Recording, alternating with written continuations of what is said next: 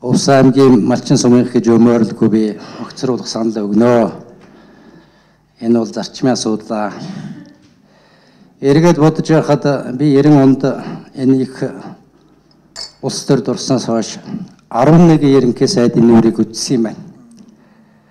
4 ерөнхий сайдын засгийн газрын бүрэлдэхүүнд би ажиллаж үтсэн юм. Элбэг дуржийг оролцуулаад. 11 дахь нь одоо энэ алтан үеиг болж байгаа. Би ийм хачин ерөнхий сайтай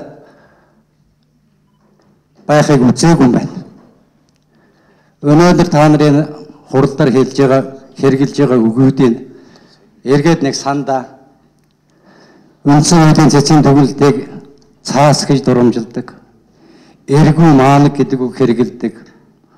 Орсуудаа муулзуулах гэдэг байгаа юм гадных нь Ороос нефтийг тагнуулын байгууллагаар шалгуулж байгаа юм гэж хэлдэг. Гоншгонох гэдэг үг хэрэгэлдэг.